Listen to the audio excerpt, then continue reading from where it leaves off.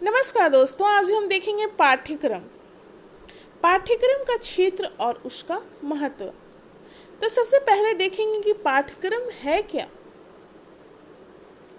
तो पाठ्यक्रम जो है बालक को अपने लक्ष्य उद्देश्य की प्राप्ति में सहायक होता है। इसके माध्यम से उन्हें शिक्षण तो दिया जाता ही है, लेकिन इसके साथ साथ उन्हें कई चीज़ें भी सिखाई जाती है, जिससे उनका संपूर्ण व्यक्तित्व का विकास होता है। तो आइए देखते हैं पाठ्यक्रम क्या है। पाठ्यक्रम को अंग्रेजी में करिकुलम कहते हैं। तो करिकुलम शब्द की उत्पत्ति लैटिन भाषा के शब्द कर्रस से हुई है, जिसका अर्थ होता है दौड़ना। यहाँ पर दौड़ना इसलिए बताया गया है कि इस पर चलकर ही बालक अपना जो लक्ष्य होता है उसको प्राप्त करता है। पाठ्यक्रम के माध्यम से उन्हें संपूर्ण चीज सिखाई जाती है, जबकि सिलेबस जो होता है उसका क्षेत्र थोड़ा सा सीमित होता है, लेकिन पाठ्यक्रम में यहाँ पर सब कुछ शामिल किया गया है। इस प्रकार पाठ्यक्रम एक ऐसा रास्ता है जिस पर चलकर एक विशेष लक्ष्य अथवा उद्देश्य की प्राप्ति होती है। विद्यालय का पाठ्यक्रम निश्चित लक्ष्य की प्राप्ति में सहायता करता है। यह अध्ययन का निश्चित एवं तर्कपूर्ण क्रम है, जिसके माध्यम से शिक्षार्थी के व्यक्तित्व का विकास होता है तथा वह नवीन ज्ञान और अनुभव को ग्रहण करता है। जब उसका व्यक्तित्व का विकास होगा तो वह अनेक चीजों को सीखेगा, जिससे वह नए नए ज्ञान एवं जो अनुभव है उसको ग्रहण करता है विद्यार्थी। अब कुछ परिभाषाएं देख लेते हैं। कुछ विद्वानों के द्वारा परिभाषाएं दी गई हैं। मुनरो का कहना है कि पाठ्यक्रम उस समस्त अनुभव को अपने में सम्मिलित करता है जिनका प्रयोग विद्यालय द्वारा बालक को शिक्षित बनाने के उद्देश्य से किया जाता है।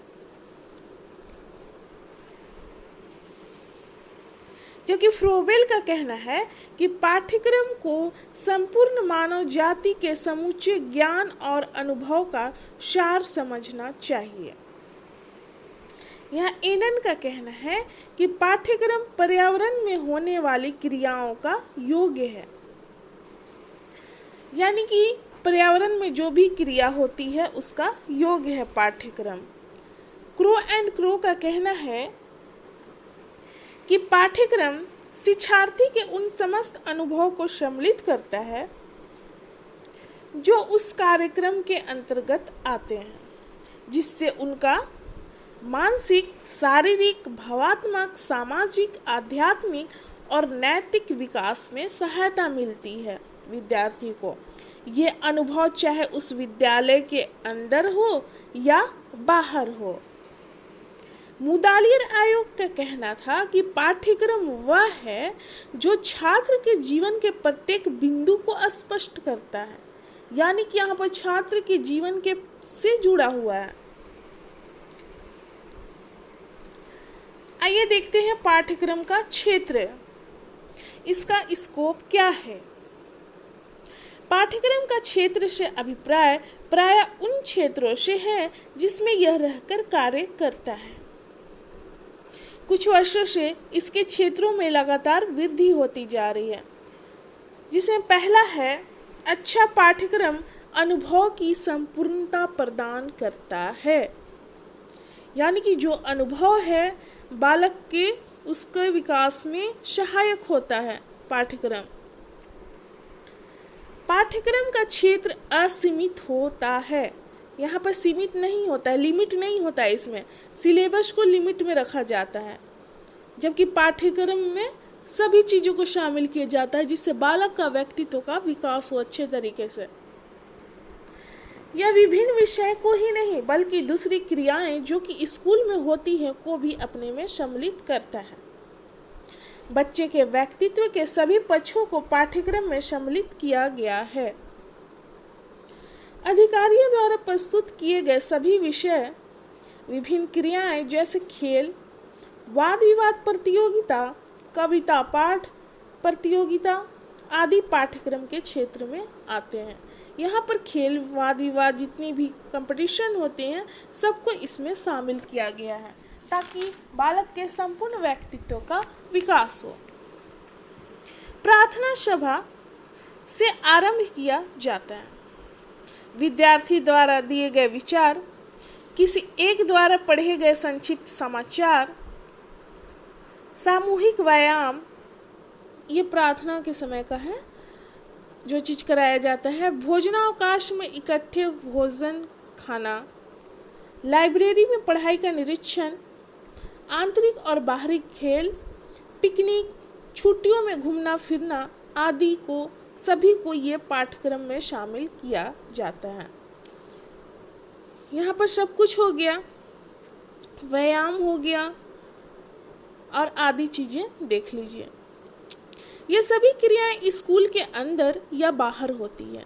बाहर यहाँ पे देख लीजिए, जैसे पिकनिक हो गया तो ये बाहर हुआ, व्यायाम हो गया और लाइब्रेरी से संबंधित जितने चीज़ें हैं ये सब अंदर हो गया। ये सभी क्रियाएं स्कूल के बाहर या अंदर होती हैं जिनका बच्चे के अस्तित्व पर प्रभाव पड़ता है। पाठ्यक्रम स्कूल का संपूर्ण कार्यक्रम है, केवल शैक्षिक पहलू ही नहीं, क्योंकि इसमें सभी चीज़ों को शामिल किया गया है। यहाँ पर पढ़ाई के साथ साथ बाहरी चीज़ों को भी। दूसरा क्षेत्र में देखते हैं, दूसरा पॉइंट, अच्छा पाठ्यक्रम गतिशील होता है। एक अच्छा पाठ्यक्रम गतिशील होता है। शिक्षक, संचालक तथा बच्चे पाठ्यक्रम बनाने की क्रिया में लगे रहते हैं। यानी कि यहाँ पर तीनों को शामिल किया गया है, शिक्षक भी, संचालक जो प्रबंधक हैं, और बच्चे का भी विचार लिया जाता है। जब पाठ्यक्रम बनाया जाता है तो बच्चे का भी थोड़ा विचार लिया जाता है कि वो किस चीज़ से सहमत है। समय के साथ साथ बच्चों की आवश्यकता, जरूरत, मांग भी परिवर्तित होती रहती है। यह पाठ्यक्रम में कुछ परिवर्तन की मांग करती है। ऐसी कोई अवस्था नहीं है जब पाठ्यक्रम रुक जाए। यानी कि पाठ्यक्रम में हमेशा चेंजेज होते रहता है। समय और परिस्थिति के अनुसार विद्यार्थी अनेक चीज़ों की मांग करते रहते हैं हमेशा, इसलिए पाठ्यक्रम में हमेशा चेंजेस होते रहता है। तीसरा देखिए, अच्छे पाठ्यक्रम में विभिन्नता का तर्क होता है। पाठ्यक्रम एक स्कूल से दूसरे स्कूल तथा एक विद्यार्थी से दूसरे विद्यार्थी के लिए अलग होता है। दो व्यक्ति एक जैसे नहीं होते हैं, उनमें कुछ व्यक्तिगत अंतर होते हैं। विभिन्न व्यक्तियों के लिए उनकी आवश्यकता तथा मांग के अनुसार विभिन्न प्रकार के पाठ्यक्रम की आवश्यकता होती है। यह पाठ्यक्रम ही है जो जीवन के सामाजिक ढांचे की आवश्यकताओं के अनुसार उनके व्यवहार को सुधारता है। कितने विद्यार्थी हैं, कितने स्कूल हैं, इन सभी के लिए विभिन्न पाठ्यक्रम की जरूरत होती है। यानी कि व्यक्तिगत भिन्नता होता है, प्रत्येक बालक अलग अलग होते हैं, तो उनके अनुसार पाठ्यक्रम की जरूरत होती है। इसलिए पाठ्यक्रम में सभी चीज़ों को शामिल किया जाता है ताकि सभी का विकास हो। अगला पॉइंट है, पाठ्यक्रम संतुलित व्यक्तित्व के विकास करने में सहायता करता है। पाठ्यक्रम व्यक्ति के व्यक्तित्व में संपूर्ण विकास लाता है। समय के साथ साथ व्यक्ति के व्यक्तित्व में अत्यधिक पक्ष जुड़ते जाते हैं। यानी कि बालक या व्यक्ति जैसे जैसे बड़ा होता जाता है, उनकी आवश्यकताएं भी बढ़ती जाती है। उनको अनेक चीज़ें की विकास की आवश्यकताएं होती है, जैसे शारीरिक, नैतिक, सांस्कृतिक, आर्थिक, वातावरणीय है। इसलिए पाठ्यक्रम को व्यक्ति की वृद्धि तथा विकास और उनके व्यक्तित्व के वृद्धिशील पक्षों के साथ भी सामंजस्य बैठाना होता है।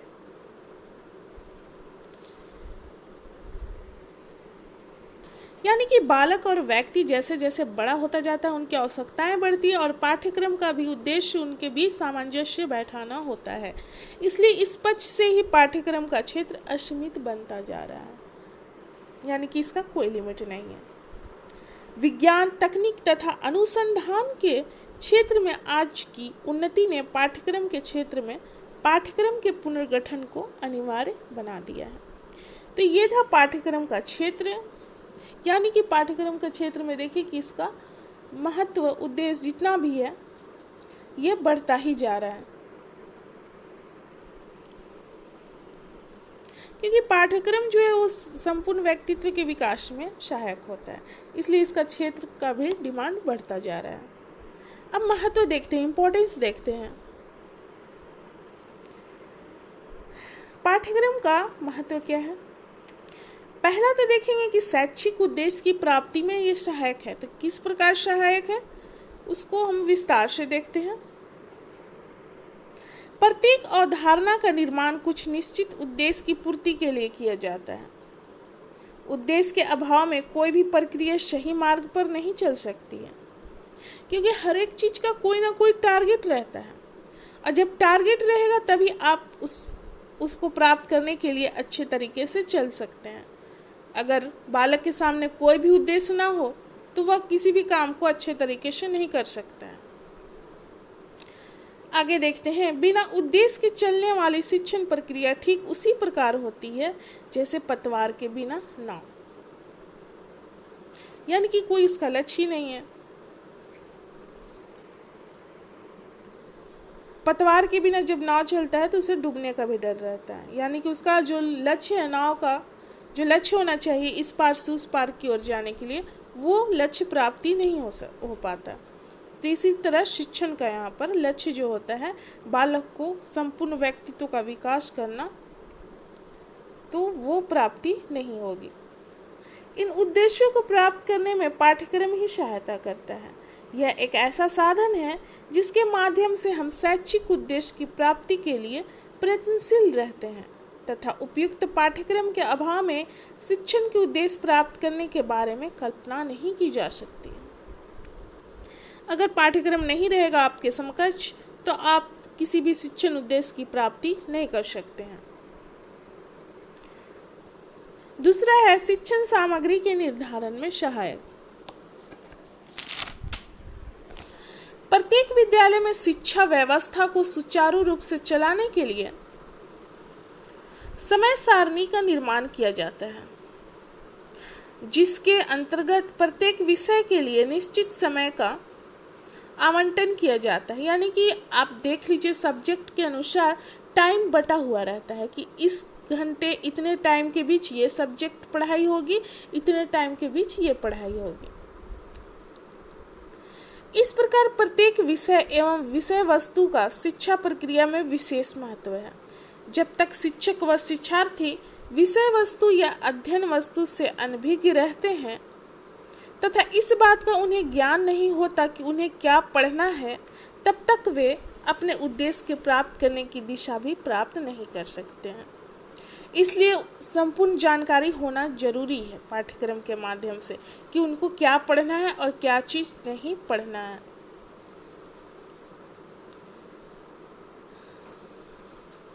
जब टाइम बटा हुआ रहता है सब्जेक्ट के अनुसार, तो बालक और शिक्षक दोनों उससे भिज्ञ रहते हैं कि ये चीज़ की पढ़ाई इस समय अभी करना है।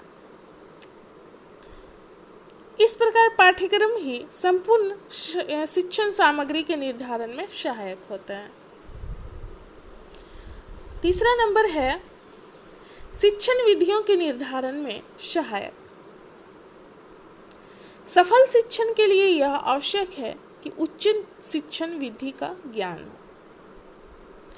शिक्षण विधियाँ अनेक प्रकार की होती है, लेकिन एक टीचर के लिए उन्हीं शिक्षण विधियों को प्रयोग करना चाहिए जिससे छात्र किसी भी सब्जेक्ट या विषय को सरलतापूर्वक समझ सकें। यह ज्ञान अध्यापक को पाठ्यक्रम ही प्रदान करता है। पाठ्यक्रम ही विभिन्न कक्षाओं के लिए विभिन्न प्रकार की शिक्षण सामग्री का निर्धारण करता है तथा उन विभिन्न प्रकार के शिक्षण सामग्री के लिए विभिन्न प्रकार की शिक्षण विधियों का भी निरूपण करता है। प्रत्येक विषय को पढ़ाने के लिए अलग अलग प्रकार की शिक्षण विधियों का प्रयोग किया जाता है। पाठ्यक्रम के अभाव में शिक्षक को इस बात का ज्ञान नहीं हो सकता कि किस कक्षा में किस प्रकार की विषय वस्तु को किस विधि से पढ़ाना है। इस प्रकार पाठ्यक्रम शिक्षण विधियों के निर्धारण में सहायक होता है। तो पाठ्यक्रम के माध्यम से शिक्षक को विधि का ज्ञान रहता है कि इस क्लास में इन विधि का हमको प्रयोग करना है।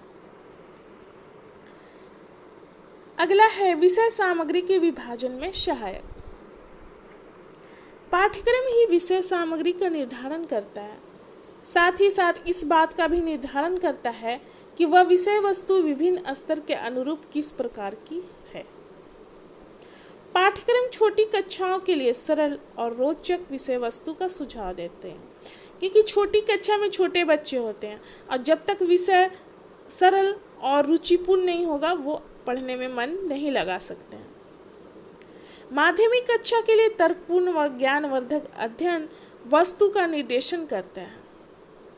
जो माध्यमिक कक्षा के बच्चे होते हैं उनके लिए तर्कपूर्ण और ज्ञानवर्धक विषय वस्तु होनी चाहिए, ताकि उनका जो व्यक्तित्व है उनका विकास हो सके। तथा उच्च कक्षा के लिए गहन व चिंतनशील तथा प्रयोगात्मक अध्ययन क्रम की रूपरेखा रखता है। तो उच्च कक्षा के जो विद्यार्थी होते हैं उनके लिए चिंतनशील गहन अध्ययन वाली विषय पढ़ाई जाती है। विभिन्न स्तर के अनुरूप विषय वस्तु का विभाजन वैज्ञानिक एवं उचित ढंग से करने में पाठ्यक्रम ही सहायता करता है। पाठ्यक्रम के अभाव में ऐसा तर्कसम्मत विभाजन होना संभव नहीं है। तो पाठ्यक्रम के माध्यम से ही विषय सामग्री का विभाजन किया जाता है कि किस बच्चों के लिए कैसा पढ़ाया जाना चाहिए। 5वां नंबर है चरित्र निर्माण में सहायक। पाठ्यक्रम के अंतर्गत केवल पाठ विषय ही नहीं बल्कि विभिन्न पाठ सहायक गतिविधियां व पाठ्येतर क्रियाकलाप भी सम्मिलित होते हैं। यानी कि यहाँ पर सभी चीजों को शामिल किया जाता है जिससे उनका चरित्र का निर्माण हो। इसके अंतर्गत अनेक खेल का आयोजन, एनसीसी व स्काउटिंग का निर्धारण तथा विभिन्न पर्वों व विशेष महत्व के दिवस का आयोजन किया जाता है। इससे क्या होता है कि बालक का चरित्र का निर्माण होता है, वह अच्छी चीजों को सीखता है, जिसका उद्देश्य बालक का चरित्र निर्माण एवं उचित नागरिकता का विकास करना है। इस प्रकार उचित पाठ्यक्रम चरित्र विकास में सहायक होता है। अगला पॉइंट है आपका व्यक्तित्व के विकास में सहायक।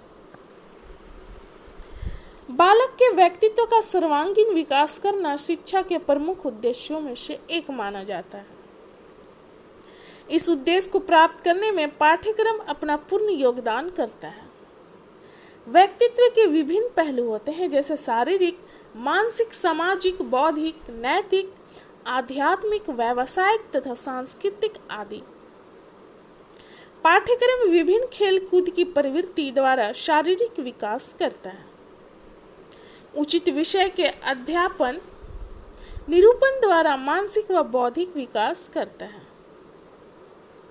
विभिन्न पाठ सहायक गतिविधि द्वारा नैतिक, आध्यात्मिक व सांस्कृतिक विकास होता है तथा आवश्यक विषयों के ज्ञान एवं सही दिशा निर्देशन के द्वारा व्यावसायिक विकास करता है। इस प्रकार पाठ्यक्रम बालक के व्यक्तित्व के विकास में सहायता करता है। अगला पॉइंट है आपका अनुसंधान एवं आविष्कार में सहायक।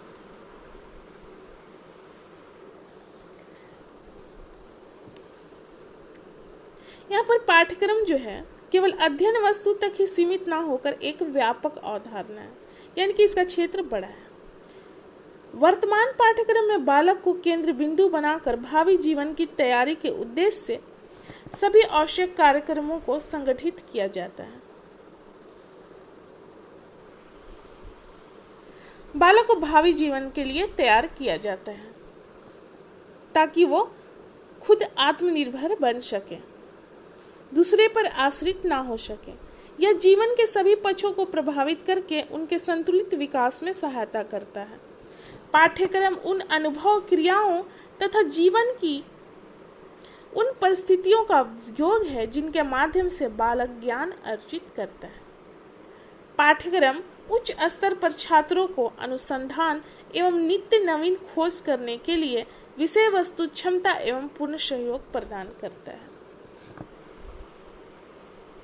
इसलिए यहाँ पर अनुसंधान एवं आविष्कार में सहायक कहा गया है पाठ्यक्रम को, क्योंकि यह नवीन खोजों में बालक को नवीन खोज में सहायक होता है, उन्हें नई नई चीज़ें सिखाता है। अगला पॉइंट है दर्शन और शिक्षा की प्रवृत्ति को दर्शाने में सहायक। तो यहाँ पर दर्शन से जुड़ा हुआ है, तो आइए इसको हम देखते हैं। भारत देश में अनेक दर्शन की धाराएं प्रचलन में रही है, यानी कि भारत जो हमारा देश है वो अनेक दार्शनिक क्षेत्र और चीज़ों से जुड़ा हुआ है। अनेकों दार्शनिक शिक्षक भी रहे हैं, जैसे महात्मा गांधी, अरविंदो, रविंद्रनाथ टैगोर आदि। इन्होंने शिक्षा के क्षेत्र में अपने महत्वपूर्ण दार्शनिक विचार दिए। इन्होंने अपने विचारों द्वारा बालकों के लिए पाठ्यक्रम की अवधारणा का निरूपण किया, जिससे इनके दार्शनिक विचारों की झलक प्राप्त होती है। इसी प्रकार वैदिक काल से लेकर वर्तमान काल तक गुलामी के समय तथा स्वतंत्रता प्राप्ति के बाद शिक्षा व्यवस्था विभिन्न परिवर्तन से गुजरी है, यानी कि अनेक चेंजेस यहाँ पर देखने को मिला शिक्षा में। उन सब की झलक हमें पाठ्यक्रम द्वारा प्राप्त होती है। इस प्रकार पाठ्यक्रम शिक्षा की विभिन्न प्रवृत्तियों तथा विभिन्न दर्शन के परिवर्तन को दर्शाता है। हमारा लास्ट पॉइंट है तत्कालीन घटनाओं के ज्ञान में सहायक। जो घटनाएं परिस्थिति के अनुसार बदलती रहती है, घट रही है, उसके ज्ञान में ये पाठ्यक्रम सहायक है। वर्तमान युग में औद्योगिकरण का युग है माना गया है। विज्ञान व तकनीक अपने चरम सीमा पर है, जो आप देख ही रहे होंगे। देशों के मध्य दूरियां घट रही है। ऐसे में आज के युवक युवतियों के लिए यह आवश्यक हो गया है कि उन्हें वर्तमान युग की तत्कालीन घटनाओं का पूर्ण व सटीक ज्ञान हो।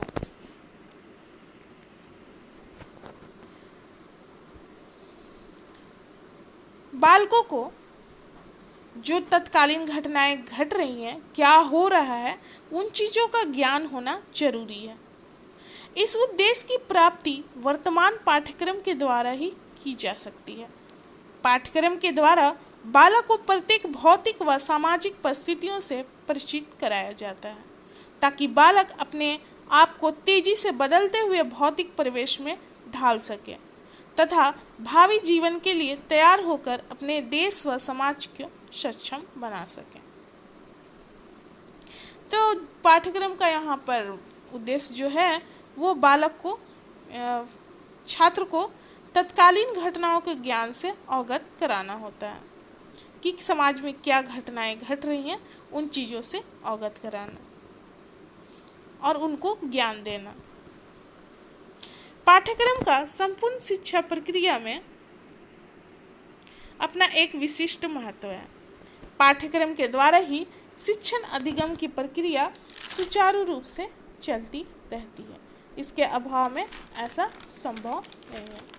तो ये सभी थे पाठ्यक्रम के क्षेत्र। पाठ्यक्रम को हमने देखा, कुछ परिभाषाएं देखा, और फिर पाठ्यक्रम का क्षेत्र क्या है, कितना है, और उसके बाद महत्व। तो यहाँ पर हमारा समाप्त होता है। मिलते हैं अगले वीडियो में। धन्यवाद।